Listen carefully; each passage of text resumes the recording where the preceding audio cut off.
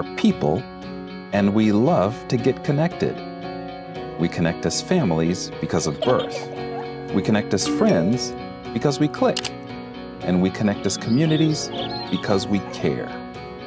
Seventh-day Adventists are people who connect in communities called congregations, which in turn connect to form conferences, who connect together to form unions, divisions, and the General Conference. Why do we connect? It starts with a connection to the Creator, who invites us on a spiritual journey. When we journey together, we can help each other along the way. This journey is a journey of a lifetime, and as we learn and grow, life becomes filled with meaning and purpose. Our greatest joy is in helping others along the way. Wherever you are on your journey, we believe that we have something to offer that can make your life more whole. So the next time you see a Seventh-day Adventist, remember, you're not looking at someone who stands alone. They are connected to a world church that has 18 million members, gathered in 13 divisions, comprised of 122 unions, formed by 600 conferences, serving in 140,000 congregations in 208 countries, who worship in 924 languages, and they all want to connect with you.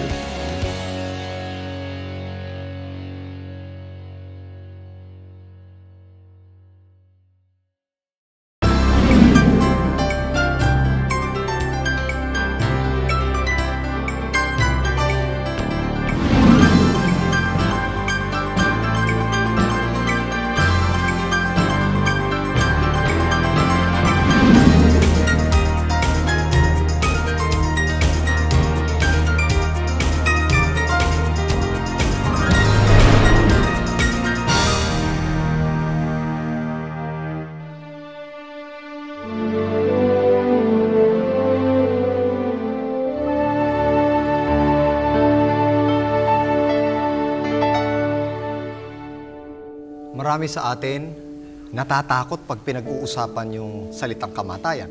Marami sa mga magulang ayaw pag-usapan ng kamatayan. Ano nga ba ang ibig sabihin ng kamatayan? Saan nga ba pumupunta ang tao pagka siya'y namatay? At may pag-asa ba pagkatapos ng kamatayan? Pag-uusapan po natin yan sa pamamagitan ng pag-aaral ng Biblia. Ano nga ba ang sinasabi ng ating Panginoong Jesucristo tungkol sa mga bagay na ito? Dito lamang sa programang What Jesus Believes. Ayan, binabati po namin lahat po ng mga taga-subaybay po namin sa programang ito. Ito po si Pastor Brian Tolentino. Ang atin pong pag-uusapan ngayon ay may kinalaman sa kamatayan at sa pagkabuhay na muli. Makakasama po natin si Pastor Gatos. Pastor, pagbati po sa inyo. Marami pong salamat, Pastor Brian. Kumusta na po kayo? Naway nasa mabuti kayong kalagayan. At sa inyong pakikinig at panunood ng palatuntunan ito, naway lubusan po kayong may lapit ng Banal na Espiritu sa ating Panginoon Jesus. Siya nga po pala, Pastor Brian, binabati po namin ang aming pong mga kapatiran dyan sa may Amerika, lalong-lalo na dyan sa California. Binabati ko nga po pala ang aking kaibigan si Bobby Langit. Si Bobby Langit ay isa nating kaibigan na taga-suporta rin ng mga programa natin dito sa Pilipinas. And of course, gusto ko rin batiin po yung ating pong mga taga-suporta dyan sa Florida, ang mag-asawang Pastor at Mrs. Aquino. So, pagbati po sa inyo. Pastor, bago po tayo magpasimula, tayo po yumuko sa isang panalangin.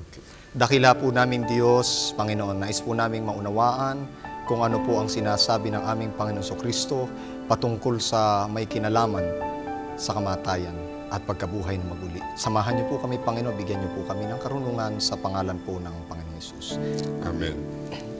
Pastor, ang una ko pong tanong na karaniwan tanong ng napakaraming tao at minsan nasa isip, ang tao daw po pagka namatay, hindi talaga siya namamatay. Parang pumupunta lang siya kung saan, dumidiretso kung saan. Ano po ba ang itinuturo ng Biblia o ng Panginoon Jesucristo tungkol dito? Pastor Brian, bago natin sagutin yung bagay na yan, ay nais muna nating ipapansin sa mga taga-subaybay ng palatuntunan ito na dahilan sa kasalanan ang tao'y mamamatay. Sapagkat ganito ang sinasaad ng banal na kasulatan sa aklat ng Roma, ang kapitulo 6 ang talatay 23, ganito ang sabi, sapagkat ang kabayaran ng kasalanan ay kamatayan, datapwat ang kaloob na walang bayad ng Diyos ay buhay na walang hanggan kay Kristo Jesus na Panginoon natin. So, Sa makatuwid, Pastor Brian, na dito sa talatang ito ay ipinapaalam lamang sa atin na dala o bunga ng kasalanan ang tao'y mamamatay. mamamatay. So talagang mamamatay ang mga tao. So hindi po, Pastor, pag namamatay, buhay pa rin? Hindi na kasi patay na nga eh. Subalit, merong mga kaisipan nga bumabangon sa maraming mga tao ngayon na pagka ang tao daw ay namatay, ang kanyang kaluluwa ay buhay pa. Kaya nga't po pwede siya magparamdam. Kaya ang marami takot na takot. Pero may kasabihan tayo, matakot ka sa buhay. Huwag sa Huwag patay. sa patay. Kasi yung patay na, Pastor. No? At yan ang ating tutunghayan sa banal na kasulatan kung ano nga ba talaga ang kalagayan ng mga patay at ano ang magiging kahinatnan nito sa mga huling panahon. So, Pastor, para po sa ating Panginoon Kristo, ano po ba nangyayari sa taong patay? Dito po sa aklat ng 1, Kapitulo 11, talatay 11, ang wika, si Lazaro na ating kaibigan ay natutulog, ngunit ako'y paruroon upang gisingin ko siya sa pagkakatulog. Ano pong ibig sabihin, Pastor, nung gisingin ko siya sa pagkakatulog? Ibig sabihin, ang ating Panginoon Jesus ay tutungo doon sa libingan at kanyang ibabangon si Lazaro mula sa kanyang kamatayan. Sa pagkamatay. So, ang tawag niya, Pastor, sa kamatayan Pagtulog. pagtulog. At kaya nga dito po ay sinasabi din sa aklat ng 1:11-14 na magkagayon nga ay sinabi sa kanila ni Jesus ng malinaw, si Lazaro ay patay. Sa makatuwid, si Lazaro ay totoong patay. Ang tawag lang niya, Ang tawag nga lang ng Panginoon Jesus ay natutulog. At maraming beses na dito sa banal na kasulatan, kapag ang pinag-uusapan ay kamatayan, ang interpretasyon ay pagkatulog lang. pagkatulog. So, kung may pagkatulog, Pastor, may pagkagising. Kaya nga, tayo matutulog sa kinagabihan, babangon tayo sa kinabukasan. So, may pag-asa. Pastor, pag namatay ang tao, saan ba siya papunta? Papunta ba siya sa impyerno, sa langit, o sa purgatorio? Ano ba ang kaisipan ng Panginoon tungkol dito? Ito ang maraming mga kaisipan ng mga tao ngayon, mga minamahal po namin, sumusubaybay ng palatuntunan ito, na kapag kadawan tao ay namatay, maaaring pagka siya ay may kabaitan, tutungo siya doon sa langit, Pastor Brian. Kapag ka naman siya ay merong kaunting mga pagkakasala, tutungo muna siya sa purgatorio. Para linisin. Para linisin, dahil sa ang alam nila, ang purgatorio, yung purga. Oo, Para bagang paglinis. darating siya sa proseso, kapag kayan ay maganda na ang kanyang kalagayan, tutungo na siya sa langit. Subalit, ang pinakamaganda po sa lahat, mga kaibigan, tunghayan po natin kung ano ang paniniwala ng ating Panginoon Jesus na siyang ibinigay sa atin na dapat natin paniwalaan. Dito po sa aklat ng 1:11-43, ganito, Pastor Brian, sinasabi, at nang masabi niya ang gayon, ay sumigaw siya ng malakas na tinig, Lazaro, lumabas ka. Lumabas ka. So, ang ibig sabihin, ang pinatutungkulan ng pangyayari ay galing siya sa libingan. Libingan. Nung siya ay ginising ng ating Panginoon Jesus at buhayin muli sa kamatayan, hindi po siya galing sa itaas. Naalala ko, Pastor, 4 na araw na siyang patay, di po ba? Nandoon siya 4 na araw, mabaho na siya. Pero sinabi, lumabas ka. Ano po ibig sabihin nito, Pastor? Ang ibig sabihin lamang noon ay ang Panginoon Jesus, unang-una sa lahat, ay meron siyang kapangyarihan para bumuhay ng patay. Pangalawa, ay meron siyang ibig na ipaalam sa atin na kapag ka ang tao'y namatay, ay naroon siya doon sa kanyang kinalalagyan sa libingan. Libingan. Mangyari kasi nung unang kapanahunan, ang mga namamatay ay pinapasok sa isang madilim na bahagi. At pagkatapos doon sa bahagi niyon, ay inirorol yung bato. Ibig sabihin, para i-secure ang mga taong namatay at naroon sa loob ng libingan.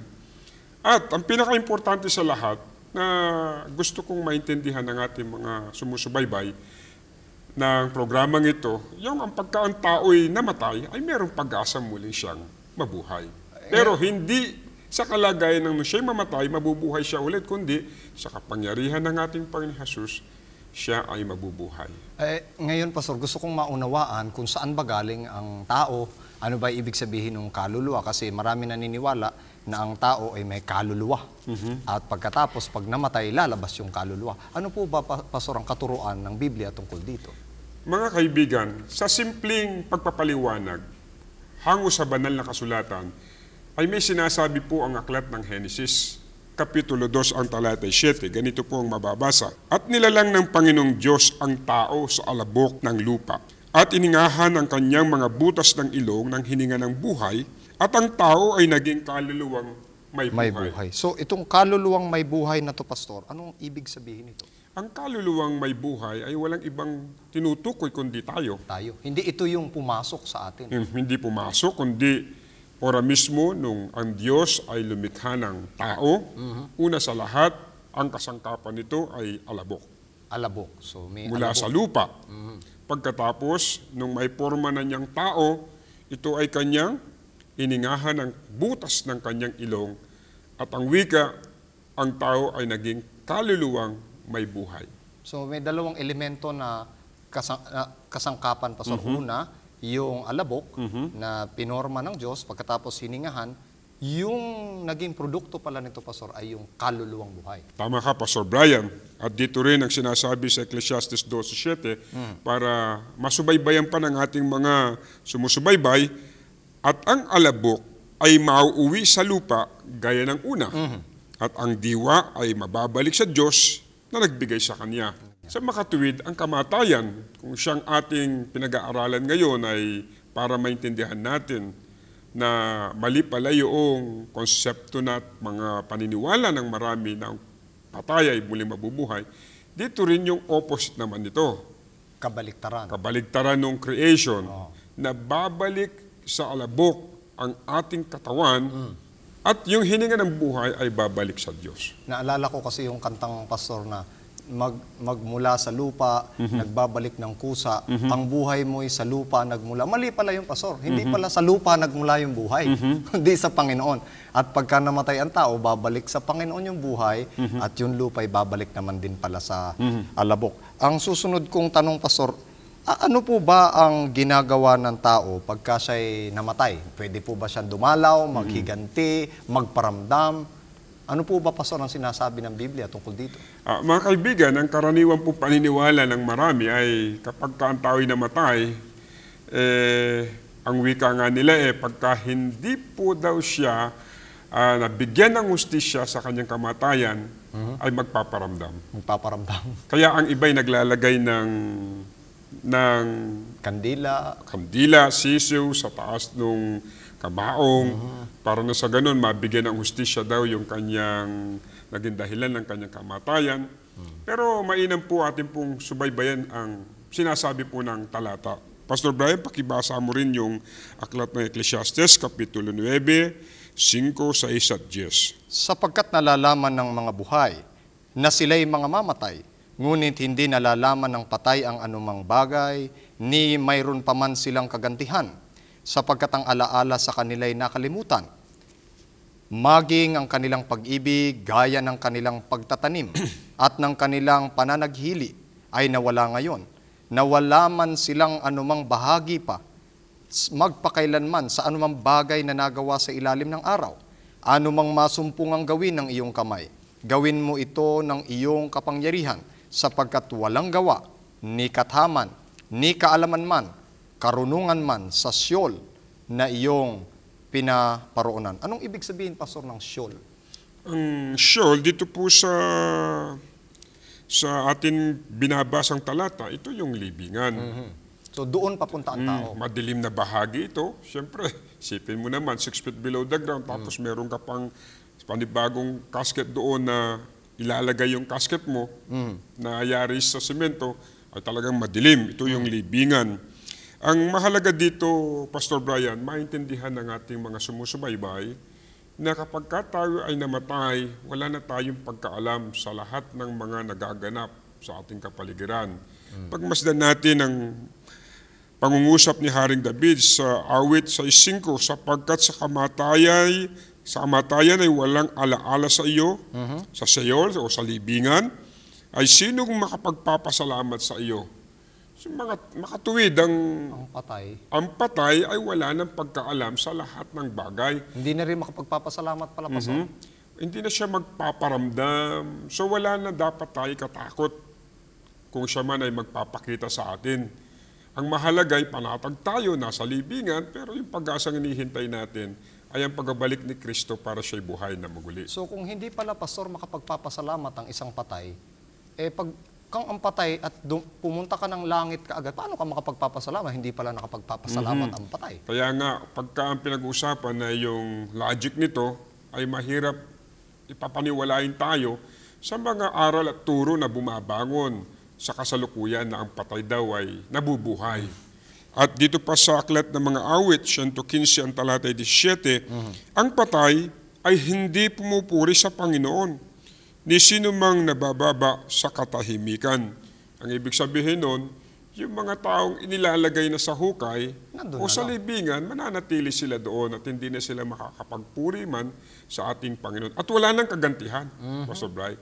Kahit na sila ay merong sama pa ng loob, kaya kahit gusto pa nilang maghiganti, wala nang pwedeng ipaghiganti sapagkat siya'y wala nang buhay. Naalala ko, Pastor, no, ako hindi pa sumasampalataya sa Biblia. Lagi akong takot na dumaan sa mga sementeryo, sa kung saan saang madidilim, kasi iniisip ko may mga multo. Ano po ba masasabi niyo tungkol dyan, Pastor?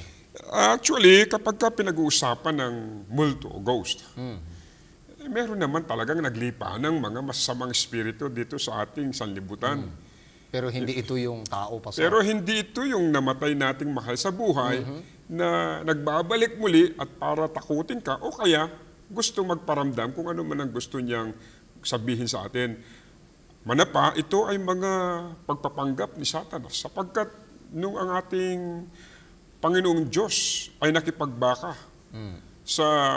kay Satanas, kay Lucifer, Napakarami. 1/3 ng angel doon sa langit pumanig kay Satanas. At sila'y nawalan ng privilege, karapatan sa langit. At yun ang nagkakalat. Dumadaya dito. Nagkakalat ng lagim, dumadaya sa marami mga tao. Nagpapanggap ng mga kamag-anak. At ang pinakamaganda sa aklat ng Genesis na ating matutunghayan ang origin nito, yung sasabihin ng isang ahas kay Eva ng wika ay, hindi ka mamamatay. Di ba yung tagpong yun, nasabi niya, hindi ka mamamatay.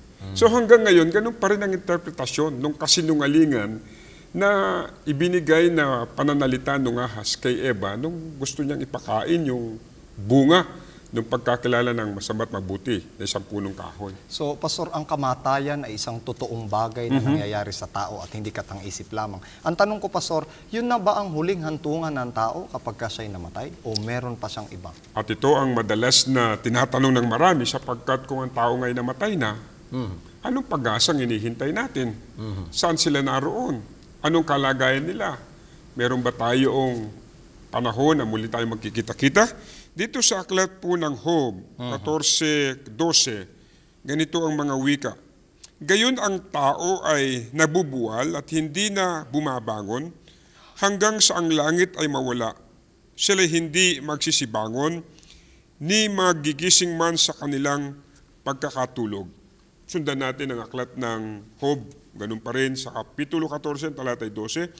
Kung ang isang tao ay mamatay, mabubuhay pa ba siya? Ito ang pinakamatandang katanungan. Lahat ng araw ng aking pakikipagbaka ay maghihintay ako hanggang sa dumating ang pagbabago. So may hinihintay pala ang kamatayan, Pastor, yung pagbabago. Ano po kaya yung ibig sabihin ng pagbabagong iyon, Pastor? At itong pagbabagong ito ay magaganap sa mga huling panahon, ang pagparito ng ating Panginoon Jesus, para tubusin ang lahat ng tao at pagkatapos ay magkakaroon ng yung final na restoration ng tao. At dito po sa Isaiah 26:19, Pastor Brian, ang sabi, ang iyong mga patay ay mga bubuhay, ang aking patay na katawan ay babangon, magsigising at magsiawit kayong nagsisitahan sa alabok, sapagkat ang iyong hamog ay gaya ng hamog ng mga damo at iluluwa ng lupa ang mga patay. So iluluwa pala ng lupa, Pastor, ang mga patay. Parang nakikita ko yung isang pelikula na sa English film Kaya lang yun ay zombie naman yun. Bumabangon sila sa mga libingan. Pero gusto ko lamang ilarawan kasi dito, Pastor Bry, ang pagbangon ng mga patay, siyempre, ang lupa ay iluluwa ang mga patay sapagkat ang kapangyarihan ng Panginoon ay sasa kanila at magbabangon muli sila sa libingan. Isa pang tanong, Pastor, kailan po ba sila babangon? Kailan po ba magkakaroon ng pagkabuhay na maguli? Pero bago niyo po sagutin yan, ay pakinggan po natin ang ilan po sa mga patotoo ng ating pong mga kapatid. Ang akin kasing paniniwala, nakadepende dun sa nanay ko, saka sa lola ko. So sa pagkaalam ko dun sa aking lola, na kapag ang isang tao namatay, yung kanyang kaluluwa ay parang naggagala. Pero nung naging Adventist na ako, malaki yung naging pagbabago sa aking paniniwala. Kasi nalaman ko na ang isang tao pala kapag ka namatay, ay para siyang natutulog lang. So, syempre, pagdating ng Panginoon, bubuhayin niya yung mga maliligtas. At meron pa isang klase ng pagkabuhay sa Biblia na after ng 1,000 years, batay sa Bible, na muling bubuhayin naman yung mga masasama. At doon palang papasok ang impyerno. So basically, yun yung pagkaunawa ko tungkol doon. Isa akong converted Adventist from Catholic. Ang paniniwala ko sa kamatayan noon, na ang tao pag namatay, meron tatlong patutunguhan. Either mapunta ka sa impyerno pag ikaw ay makasalanan, mapunta ka sa langit pag ikaw ay mabait, or mapunta ka ng purgatorio pagka medyo mabait ka at medyo makasalanan. Yun po yung paniniwala ko noon. Pero nabago lahat yon nung ako po ay na-convert sa pagiging Adventista, mula nang ako ay madoktrinahan at makausap ko rin yung uncle ko na pastor, at ipinilog niya sa akin ang tukol dun sa kamatayan. Na ang tao pag namatay, yun nga po, automatically hindi sila aakit sa langit kung mabuti or mapupunta sa impyerno pag masama. Doon lang po ako nagkaroon ng kalinawan. Pag tayo ay namatay, aantayin po natin yung pangalawang pagdating ni Kristo para po tayo ay buhayin. Lahat na mabubuti ay bubuhayin niya ng una at lahat na mga hindi sa Kanya ay naipapahuli. Yun po yung paniniwala ko sa kamatayan ngayon. Ay maligayang pagbabalik po sa lahat po ng ating po mga taga-subaybay. Napakaganda po nung napakinggan nating patuto, di po ba? Talagang tunay ang pag-asa ng pagbabalik ng Panginoon. Pastor, ito po yung tanong ko mula dun sa pinanggalingan natin kanina. Kailan po ba babangon ang mga patay at ano po ba yung hinihintay natin na yun? Dito po sa aklat ng Tito, Kapitulo 2, ang talatay 13, nahintayin yaong mapalad na pag-asa at ang pagpapakita ng kaluwalhatian ng ating dakilang Diyos at tagapagligtas na si Jesucristo. Ibig sabihin, Pastor Bry, ito'y tumutukoy sa huling mga panahon na ito ang pinakahihintay ng mga taong nagsisikap at kanilang ipinamumuhay ang salita ng Panginoon na ang kanilang inihintay ang kalawang pagparito ni Kristo. So ito yung dakilang pag-asang binabanggit, Pastor. Kailan po yun, Pastor? Ganito din na sinasabi ng Aklat ng Juan, Kapitulo 5, talatay 28 hanggang 29. Huwag ninyong ipanggilalas ito sapagkat dumarating ang oras ng lahat ng nangasalibingan ay makakarinig ng kanyang tinig at magsisilabas ang mga nagsigawa ng mabuti ay sa pagkabuhay na maguli sa buhay at ang mga nagsigawa ng masama ay sa pagkabuhay na maguli sa paghatol. So, Pastor, dalawa po yung nababanggit dito, pagkabuhay na maguli ng mga mabuti sa buhay, pagkabuhay na maguli ng mga masama sa paghatol. Ano po ang ibig sabihin nitong dalawang ito? Ang ibig sabihin nito, Pastor Bry, merong dalawang pagkabuhay na maguli, pero hindi mangyayari ng sabay. Hindi sabay. Ito'y mangyayari unang-una sa lahat. Yung mga nagsigawa ng mabuti ay sila yung unang mga bubuhay na maguli. At pagkatapos noon, doon sa pinag-aralan natin sa mga nakalipas sa pag-aaral, sila'y tutungo sa langit at magbabakasyon ng 1,000 taon, katulad ng pinag-usapan natin sa nakaraan. Subalit, itong mga taong nagsigawa ng masama, ay babangon din sila. Pero sa ikatlong pagdating ng ating Panginoon Jesus. At ito yung ikalawang pagkabuhay na maguli. Pero sila ay ahantong sa paghatol. So sa mga tala po ba ng Biblia, paano po ba bubuhayin yung mga patay, Pastor? Ganito po ang sabi ng aklat ng 1 Tesalonica 4:16. Ganito po ang paglalarawan. Mga kaibigan, pansinin po ninyo. Sapagkat ang Panginoon din ang bababang mula sa langit na may isang sigaw, may tinig ng arkanghel, at may pakakak ng Diyos, at ang nangamatay kay Kristo ay unang mga bubuhay na maguli. So mauuna po talaga yung namatay kay Kristo, Pastor. At ito po, mga kaibigan, ay napaka-importante para inyong mapansin na ang lahat ng mga taong nabuhay na may pagganap ng mabuti sa kanilang mga buhay ay sila ang unang mga bubuhay na maguli. Ano pong anyo ang kanila pong magiging anyo? At ang wika sa 1 Tesalonica 4:17, kung magkagayon, tayo na nga bubuhay na nangatitira ay agawin kasama nila sa mga lapaap upang salubungin ng Panginoon sa hangin, at sa ganito'y sa Panginoon tayo magpakailanman. At kung anyo ang pinag-uusapan, Pastor Brian, ganito po ang paliwanag ni San Pablo. Kasi dito, Pastor Brian, napakahirap para tanggapin ng mga tao nung kapanahunan nila. Ganun naman sa mga panahong ito, ang mamatayan ng mahal sa buhay. Kaya si Pablo ay may mga mensahe, katulad ng mensaheng ating babasahin para sa mga kaibigan po natin. At ganito po sa 1 Corinto 15:51. Narito, sinasaysay ko sa inyo ang isang hiwaga. Hindi tayong lahat ay mga tutulog, kamatayan yan ha? Ngunit tayong lahat ay babaguhin. Sa 52, sa isang kisap mata, sa huling pagtunog ng pakakak, sapagkat tutunog ang pakakak at ang mga patay ay mga bubuhay na maguli na walang kasiraan at tayo babaguhin. Tutuloy kong pagbasa sa 53. Sapagkat kinakailangan na itong may kasiraan ay magbihis ng walang kasiraan at itong may kamatayan ay magbihis ng walang kamatayan. 54. Datapwat, pagka itong may kasiraan ay mabihisan ng walang kasiraan at itong may kamatayan ay mabihisan ng walang kamatayan, kung magkakagayon ay mangyayari ang wikang nasusulat, nilamon ng pagtatagumpay ang kamatayan. Sa pagbaba ng ating Panginoon Jesucristo mula sa langit, at ito yung ikalawang pagparito. At ang lahat ng mga namatay na nasa libingan, na mga matutuwid, at merong mga magagandang kalooban, at mga pagganap sa kanilang mga tungkulin, kasama na yung mga dinatnan ng mga buhay na matutuwid. Sila'y aagawing kasama ng Panginoon ng alapa patungo doon sa langit. At yun ang paglalarawan ng mga taong bagamat sila'y mamamatay, sila'y muling mabubuhay.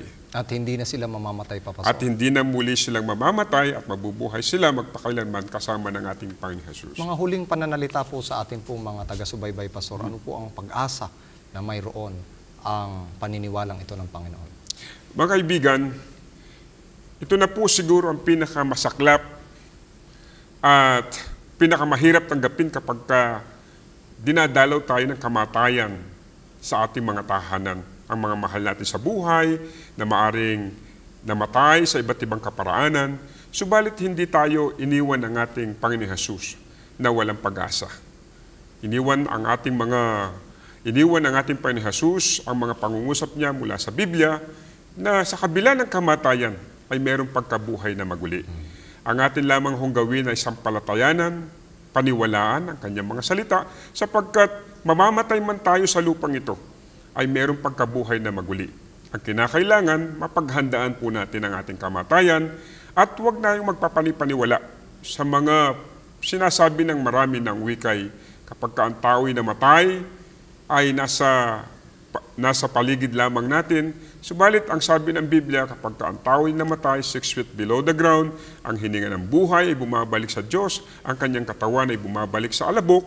Kaya nga tayo po mga kapatid ay mapanatag sapagkat tayo ay merong patutuo ng ating Panginoon Jesus hinggil sa paniniwala ng mga kalagayan ng mga patay na merong pag-asa sa ikalawang pagparito po ng ating Panginoon. Maraming salamat po, Pastor. Tunghayan po natin ang mensahe ng awitin na magbibigay pag-asa sa bawat isa sa atin.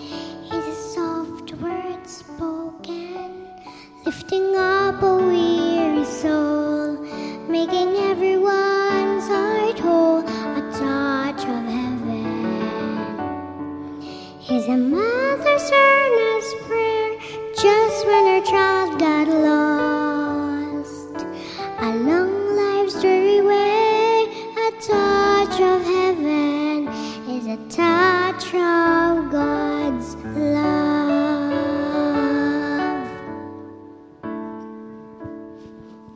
I heard a call to all God's children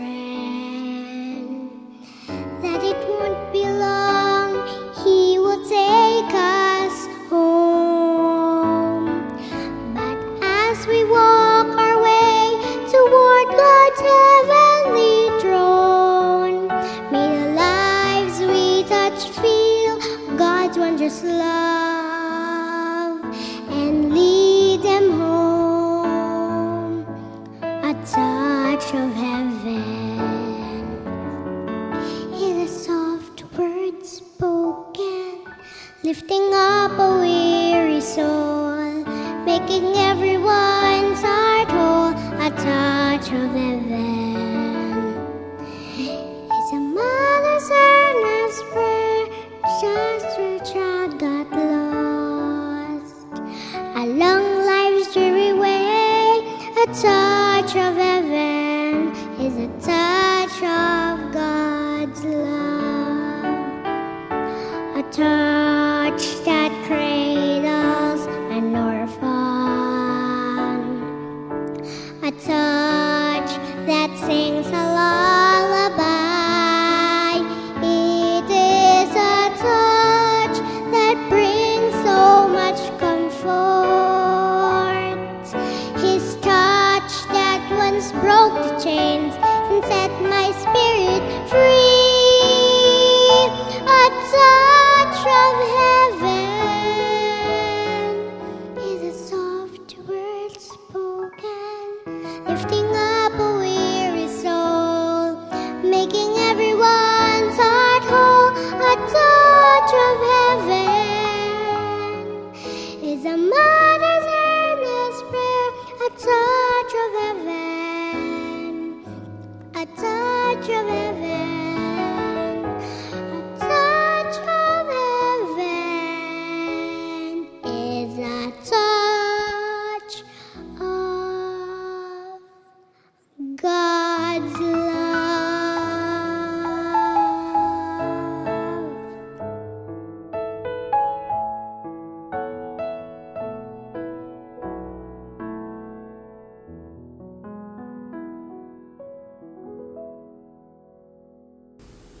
Kaya napakaganda po ng mensahe ng pag-asa ng awitin. Pastor, ipanalangin po natin ang ating po mga kapatid. Tayo po'y manalangin. Ama naming banal, na siyang mayakda ng buhay, naniniwala po kami sa kabila ng kamatayan Opo. ay may pag-asang muling Yes. mabuhay Opo. sa ikalawang pagparito ng inyong anak na si Jesucristo. Siya nga po. Bagamat mahirap tanggapin, minsan ay dumaranas ng kahirapan ng kalooban Yes. kapag meron po kaming mga patay na mga mahal namin sa buhay. Yes, Lord. Ganun pa man, kami nagpapasalamat sapagkat binigyan po ninyo kami ng pag-asa Opo. mula sa inyong mga salita Opo. na mayroon pong pangako. Alalahanin po ninyo ang aming pong mga sumusubaybay ng palatuntunan ito Yes, Lord. na sila man din o Diyos sa inyong bigyan ng pag-asa. Amen. Sa kabila ng kamatayan ay may pagkabuhay na maguli. Amen. Ito po ang aming dalangin sa pangalan po ng aming Panginoon Jesus. Amen. Amen. Ay, maraming salamat po muli sa lahat po ng ating po mga taga-subaybay. Nais ko po kayong iwanan ng isang mensahe. Kung ang ating Panginoon Kristo ay naniniwala na ang kamatayan ay isang uri lamang ng pagtulog at may pagkabuhay na maguli, isang pag-asa ng pagbabago. Kung ito ang kanyang paniniwala, ikaw na naniniwala sa Panginoon, hindi mo rin ba ito paniniwalaan at panghahawakan bilang iyong pag-asa? Yan po ang nais ng Panginoon para sa iyo. Muli, nais po namin kayong imbitahan dito lamang sa programang What Jesus Believes.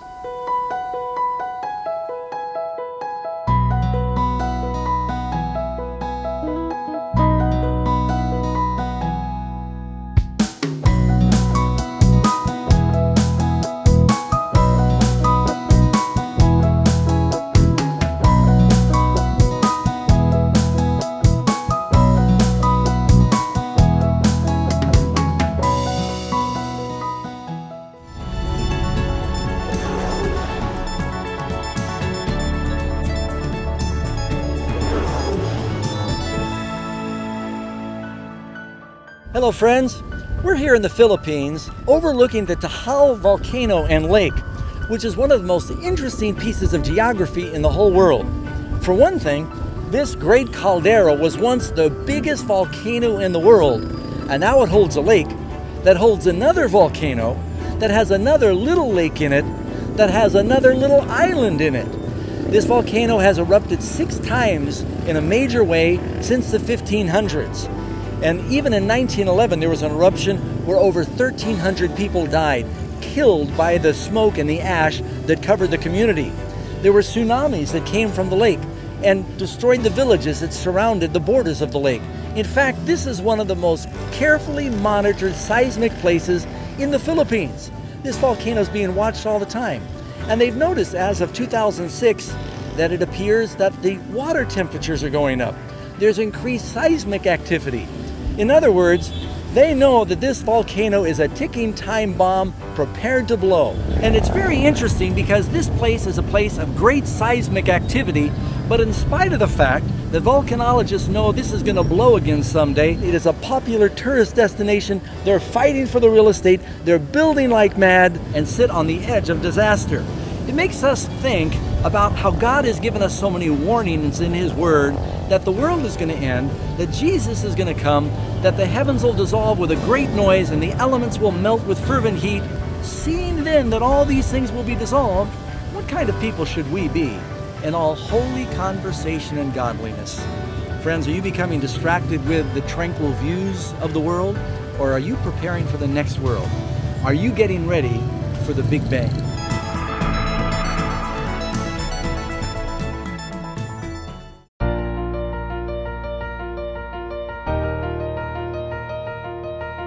IS Online, Christian education at your fingertips. We all have needs, and we don't stop until we find the solution. Are you like Shauna? She is a health worker in a remote town, but she wants to earn a public health degree that will further equip her to serve the people. How can she study?